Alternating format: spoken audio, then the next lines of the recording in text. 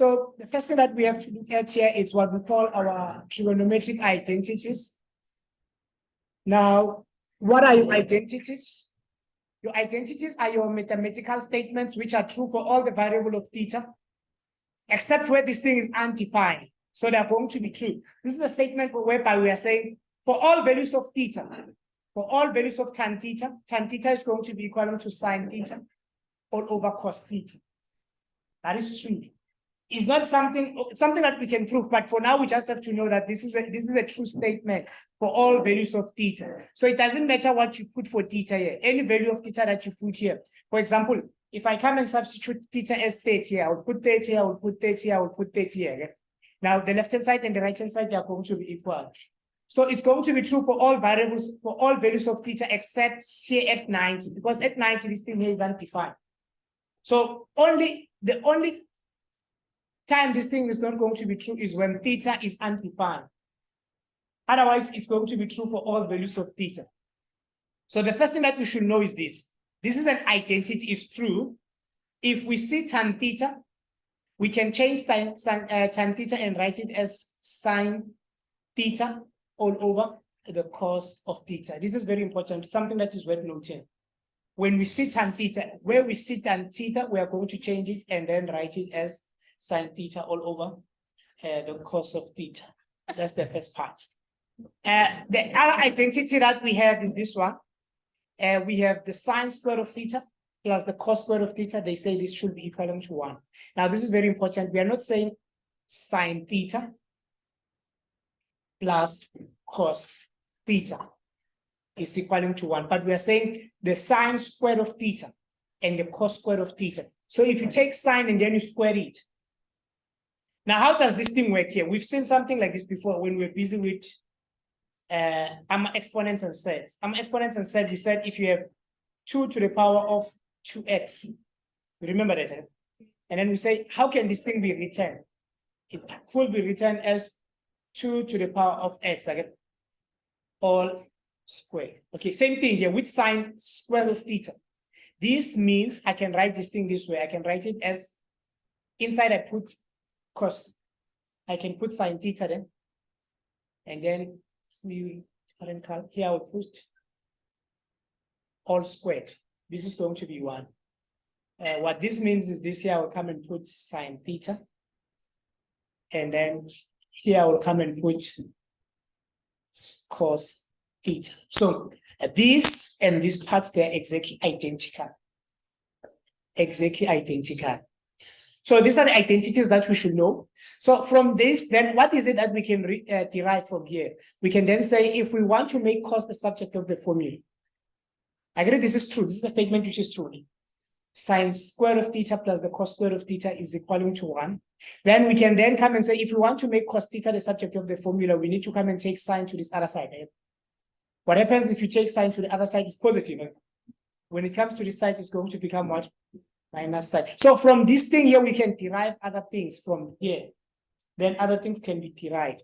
At the same time, what if we make sine theta the subject of the formula? We can make sine theta the subject of the formula. If we make sine theta the subject of the formula, it means we're going to take cos to the other side. Right? It was positive, and then it's going to become what? Negative. So that's all about identities. Now, why do we need identities? There are instances whereby we will have to change sine to cos. There are instances whereby we will have to change tan. Especially if you see tan, for example, if you see tan, you just know which you need to change that tan. When we see tan, we change tan to this all over this one. When we see cos squared, not always, sometimes we will have to change it. If we see sine square of theta, we can come and say, okay, but now, what is sine square of theta? Sine square of theta can be written as 1 minus cos square of theta. There are instances whereby that is going to be important. Now, as we factorize here, because we're going to be factorizing, our trigonometric ratios, they work exactly like your normal variable. For example, here, it's like you have something like this. It's like you have 2xy minus y. So if I have something like this and then I ask you to factorize. Now, when we are factorizing, we usually check difference of two squares. Right? We check if we can take out something which is common. Now, between these two terms here, if you look at it, let's start with this one. Are there anything that are common between these two terms? What seems to be common? So y is common. If we take out y as common, so we take out y. Now, what are we going to be left with here? We're left with 2x for this one again. Minus 1.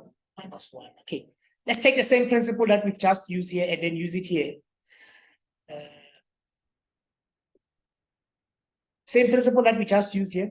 So let's just observe, what do we have here? We have, do you see something like this again? Okay, this is going to be your classwork. Let me not tamper with it. You'll come back and do your classwork as soon as I'm done explaining.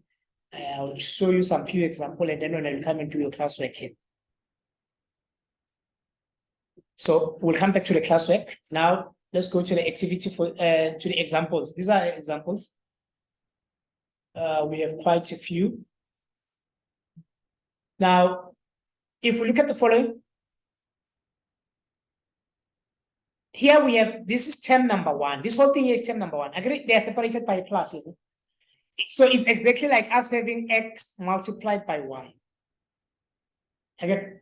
Now, between these two terms, let's check. Is there anything that you see which is common? Okay, talk to me. What do you see as common? You see sine x as common again. Okay, let's take out sine x as common. So we take sine x as common. Now, if we take sine x here, what are we going to remain with here? So we are left with cos x. So sine x and sine x, they divide each other, and then we are left with what? With cos x. Okay, plus, this is the plus, this is the plus, okay? If we take sine x here, what are we going to remain with here? So here we're going to have 1. Then we close our bracket. So we can factorize by taking out a common factor. That's the first part, okay? Now let's check number 2. On number 2, we have cos squared. Now, what does it mean for you to have cos squared? Now, it means that, as we said, you can write this thing as the cos x all squared, okay? Plus cos x. Now, we can then say, let's check out, we can take out here. Let's look at these two terms. Is there anything common between these two terms? Term number 1 and term number 2. Is there anything common? Okay, what seems to be common? What seems to be common? Cos x. So if we take out cos x as common, we take out cos x. Now, if we take out cos x here, what are we going to remain with here? So we had cos x squared again. So we are going to remove 1, and then we're going to be left with 1 with cos x. Does it make sense?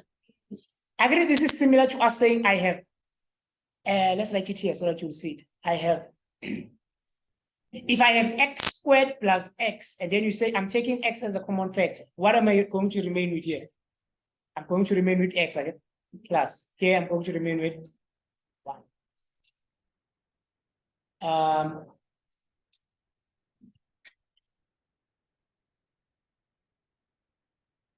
Okay. So we are saying here we are going to be left with, cos x, no? Plus, if we take cos x here, we're going to remain with 1.